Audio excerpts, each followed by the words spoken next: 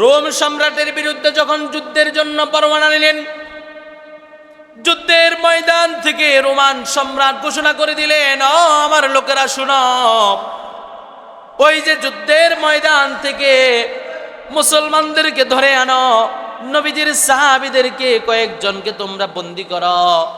আমি নবীজির সাহাবীদের অনেক সুনাম শুনেছি, নবীজির সাহাবীদের অনেক কাহিনী শুনেছি, তারা নাকি অনেক ভালো, তারা নাকি ভালো মন মানসিকতার, এদেরকে কোনোদিন ঈমান হারা করা যায় না।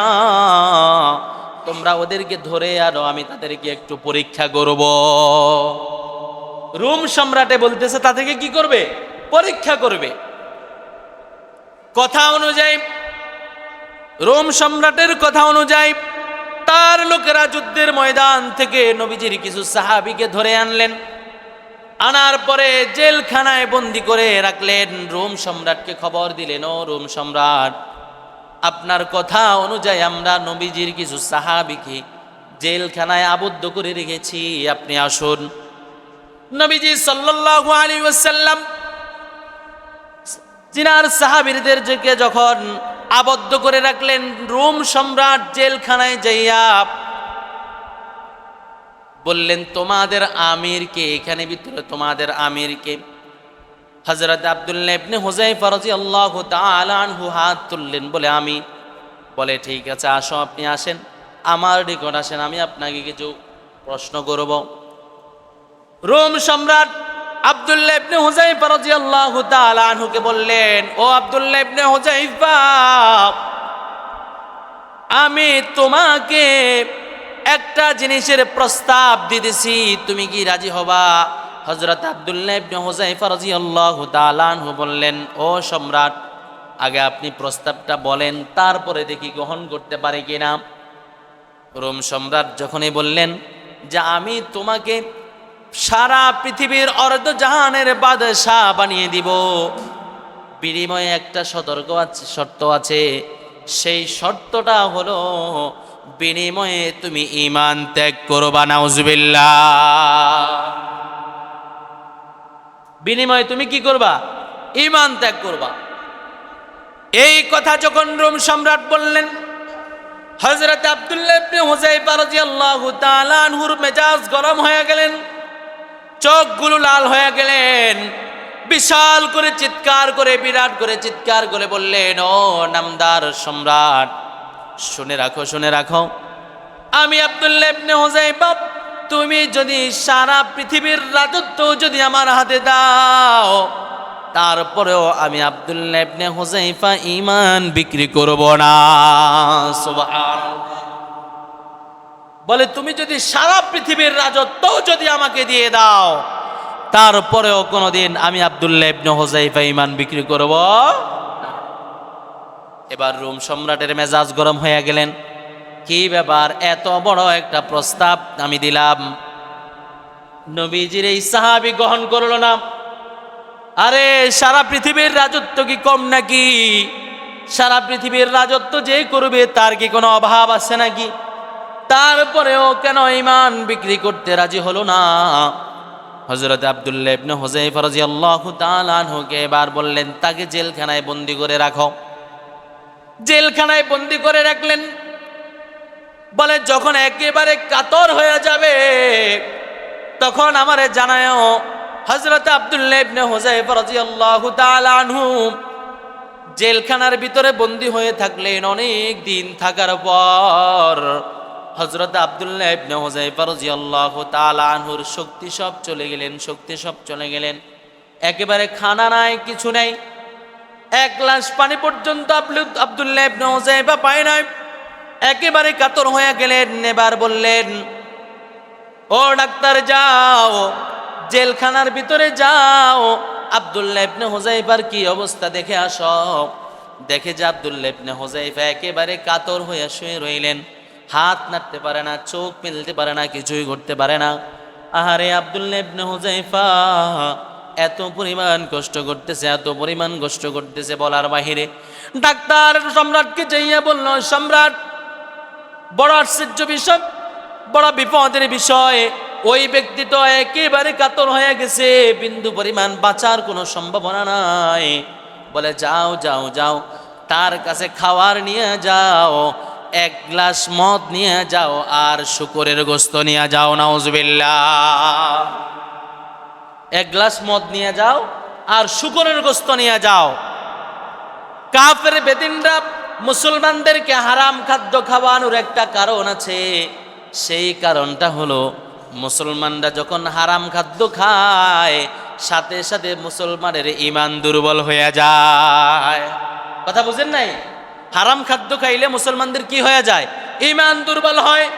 এরপরে খ্রিস্টানরা বিধর্মীরা যেটাই বলে সেটাই রাজি হয়ে যায়, কারণ ঈমান দুর্বল হয়ে গেছে।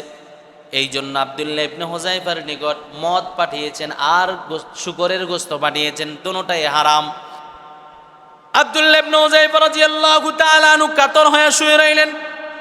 যখন তার নিকট মদের পাত্র আর শুকরের গোস্তের পাত্র নিয়ে উপস্থিত হলেন, বললেন ধরো, আপনি খাওয়ার খান, আপনি তো কাতর হয়ে গেছেন। বলে কি আনছো? বলে এক গ্লাস মদ আনছি আর শুকরের গোস্ত আনছি। যে আব্দুল্লাহ ইবনে হুযায়ফা কাতর হয়ে গেলেন, উঠতে পারে না, হাত নাড়তে পারে না, কিছুই করতে পারে না। ওই অবস্থা থেকে এটা শোনার পরে আব্দুল্লাহ ইবনে হুযায়ফা এক লাথি দিয়ে মদের গ্লাস আর শুকরের গোস্ত সাথে সাথে ফালাইয়া দিলেন। সুবহানাল্লাহ। ডাক্তার আশ্চর্য হয়ে গেলেন, খাদেমরা আশ্চর্য হয়ে গেলেন। সম্রাটকে যাইয়া বললেন, ব্যাপারটা কি বুঝলাম না, কোন লোকের কাছে আমাদেরকে পাঠাইলেন যে হাত নাড়তে পারে না, চোখ মেলতে পারে না, কথা বলতে পারে না, তার নিকট এটা নেওয়ার পরে লাথি মেলে পাঠাই দিছে, লাথি মারার শক্তিটা পাইল কোথায়? সুবহানাল্লাহ। ঈমানি জজবা দেখেন। এরপরে বললেন, না না না, তাকে এমনিতেই হবে না, এই ভয়ে তাকে হবে না, এই শাস্তিতে তাকে হবে না। যাও যাও যাও, তোমরা সুন্দর করে বড় করে দুইটা কড়াইয়ের ভিতরে তেল তোমরা ঢালো। যখন তৈল ঢাললেন, এই তৈলগুলারে টকবক টকবক করিয়া উতরাইতে লাগলেন। আর আব্দুল্লাহ ইবনে হুযায়ফা রাদিয়াল্লাহু তাআলা আনহুকে তৈলের কড়াইয়ের সামনে আনিয়া বললেন, ও আব্দুল্লাহ ইবনে হুযায়ফা, তুমি কি দেখতে পাচ্ছ এই যে তৈলের কড়াইতে তৈল ঢাললাম, ঢালানোর পর এরপরে এগুলোর আগুনে টকবক টকবক করিয়া উতরাইতে লাগলাম। তুমি কি জানো, তুমি যদি ঈমান বিক্রি করতে রাজি না হও তাহলে তোমাকে এই তেলের ভিতরে তোমাকে ফালাইয়া দেওয়া হবে। সাথে সাথে তিনাকে ভয় লাগানোর জন্য বললেন, যাও যাও, জেলখানা থেকে দুইটা কয়েদি ডেকে আনো। আনার পরে বললেন, আব্দুল্লাহ ইবনে হুযায়ফা, তুমি তাকায়া দেখো এদেরকে আমি কিভাবে ফালাই। যখন ওই কয়েদিদেরকে আব্দুল্লাহ ইবনে হুযায়ফা রাদিয়াল্লাহু তাআলা আনহুর সামনে তেলের ভিতরে পালাইলেন, ফালানোর পরে দেখলেন এদের গোশতগুলো তেলের ভিতরে ছিন্ন বিচ্ছিন্ন হয়ে যাচ্ছে, এত পরিমাণ তেল টকবক টকবক করতেছে। আব্দুল্লাহ ইবনে হুযায়ফাকে বললেন, ও আব্দুল্লাহ ইবনে হুযায়ফা, তোমাকে ওই তেলের ভিতরে ফালানো হবে। সাথে সাথে তিনি কান্না করে দিলেন। রোম সম্রাট ডাক দিয়া বললেন, আব্দুল্লাহ ইবনে হুযায়ফা, কি ব্যাপার, ভয়ে কান্নাকাটি করতেছো নাকি? বলে, না না না, ও নামদার সম্রাট, কোনোদিনও নয়, আমি কোনোদিনও তোমার এই ভয়ে কান্নাকাটি করতেছি না। বলে, কি জন্য কান্নাকাটি করতেছ? আমি আল্লাহর নিকট কান্নাকাটি করতেছি এই জন্য, আজকে আমি যেটার সম্মুখীন হয়েছি, আমার আল্লাহ যদি আমাকে মৃত্যু দিয়ে আবার জীবিত করতেন, আবার মৃত্যু দিতেন, আবার জীবিত করতেন, আবার মৃত্যু দিতেন, এইভাবে বারবার যদি আমি আল্লাহর এই ইসলাম রক্ষার্থে, এই দিন রক্ষার্থে, এই ঈমান রক্ষার্থে যদি তেলের ভিতরে যদি 100 বার নয় 1000 বার যদি আমি পড়ে আবার মৃত্যুবরণ করতাম, আবার জিন্দা হতাম, আমি কতই না খুশি হতাম। সুবহানাল্লাহ। বলে, আমি এই কষ্ট একবার করতে রাজি নই। আমি আমার মাওলার নিকট বলি, আমারে আবার মারো, আবার জিন্দা করো, আবার তোলের ভিতর পাঠাও। কারণ এরকম শাহাদাতের মৃত্যু কত জনের ভাগ্য আছে, আমি এই জন্য কান্নাকাটি করি। সুবহানাল্লাহ। ও পৃথিবীর মানুষ, দেখেন আব্দুল্লাহ ইবনে হুযায়ফা রাদিয়াল্লাহু তাআলা আনহুকে রোম সম্রাট এত পরিমাণ শাস্তি দিলেন, এত পরিমাণ কষ্ট দিলেন, এত পরিমাণ ভয় দেখাইলেন, কোনোদিনও রাজি হয় নাই। বলে, আমি নবীজির সাহাবী, রোম সম্রাট কথা বলতে বাধ্য হয়েছেন যে আমি নবীজির সাহাবীদের কথা শুনেছি, তারা ঈমান দীপ্ত, তাদের ঈমান কোনোদিন বিক্রি করে না, ঈমান শক্ত। আমি আজকে হাতে নাতে প্রমাণ পাইলাম। সুবহানাল্লাহ। বলে আব্দুল্লাহ ইবনে হুযাইফা, তুমি শোনো, আমি তোমাকে এবং তোমার বন্দীদেরকে আমি একটা শর্তে ছাড়িয়ে দিতে পারি। তুমি যদি আমার কপালে একটা চুমু দাও, তাহলে আমি তোমার সৈন্যদেরকে আমি ছেড়ে দিব। তাদেরকে বাঁচানোর জন্য রোমান সম্রাটের কপালে একটা চুমু দিলেন, সাথে সাথে ছেড়ে দিলেন। রোমান সম্রাট আশ্চর্য হয়ে গেলেন। এবারে এরকম ঈমানই দীপ্ত সাহাবীদের এরকম শক্ত ঈমান দেখে তিনি আশ্চর্য হইয়া গেলেন, তাদের উপর খুশি হয়ে গেলেন, ছাড়িয়া দিলেন। সুবহানাল্লাহ। দেখেন তাদের ঈমান কেমন আর আমাদের ঈমান কেমন।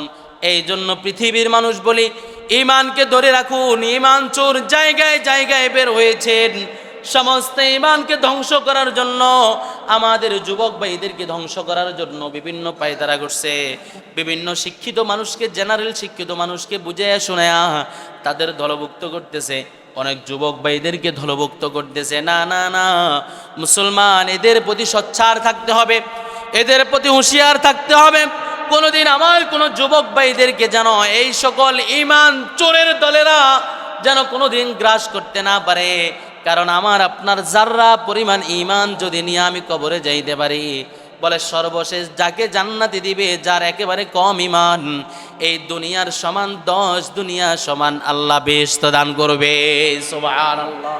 তাহলে আমি আপনি যদি যারা পরিমাণ ঈমান নিয়ে যদি যাইতে পারি, যেই সকল অপরাধ করেছি আল্লাহ আমারে শাস্তি দিবেন, শাস্তি দিয়ে একদিন না একদিন আমি জান্নাতে যাব। কিন্তু ভাই আফসোস, এই হিজবুত তাওহীদ নামের এই সকল ভ্রান্ত আকীদার লোকেরা যদি আমাকে আপনাকে গ্রাস করে, আমার ঈমান চুরি করে তারা নিয়ে যাবে, আমি আপনি টের পাবো না। কথা বুঝে আসছে? এই জন্য আমাকে আপনাকে এরকম ভাবে সোচ্চার থাকতে হবে। এই সকল কুচক্রী মহল, ঈমান চোরের দলেরা, এই হিজবুত তাওহীদ নামক দলেরা কোনোদিন যদি আমাকে আপনাকে যদি দাওয়াত দিতে আসে, জুতা পিটা করে তাদেরকে আমরা দূর করে দিব। ঠিক কি না? ইনশাআল্লাহ জুতা পিটা করে তাদেরকে দূর করে দিব। কারণ তাদের যে ঈমানি আকীদা, সাধারণ একটা আদনা মুসলমান যদি শুনে এটা বুঝতে পারবে যে তাদের ঈমান নাই। কারণ সকল ধর্ম সত্য এটা যেতে বলে, হিন্দু করলেও সে জান্নাতে যাবে, এটা যাতে বলে, যে দল বলে ওই দল কি কোনোদিন মুসলমান থাকতে পারে? কোনোদিন মুসলমান থাকতে পারে না। সুতরাং এরা ঈমান চোর। এরা মুসলমানদের নাম ব্যবহার করে, মুসলমানদের লেবাস ব্যবহার করে, ইসলাম শব্দটাকে ব্যবহার করে মুসলমানদের ঈমানকে চুরি করে এদেরকে খ্রিস্টানদের দলভুক্ত করার জন্য সব সময় পায়তারা করতেছে। এই জন্য বাংলাদেশ থেকে এদেরকে নিষিদ্ধ ঘোষণা করতে হবে। হয়তো তারা কাফের বেদিন হিসাবে বাংলাদেশে থাকবে, আর নয় নামদার মুসলমান হিসাবে তারা বাংলাদেশে থাকতে পারবে না। এই জন্য 1 আগস্ট যেই জেলা স্কুলে যে ইসলামী মহাসমাবেশ, আমরা চেষ্টা করব এই সমাবেশে আমরা যারা অংশগ্রহণ করি, আগামীকালকে শনিবার আমরা চেষ্টা করব যেন আমরা অংশগ্রহণ করি। এই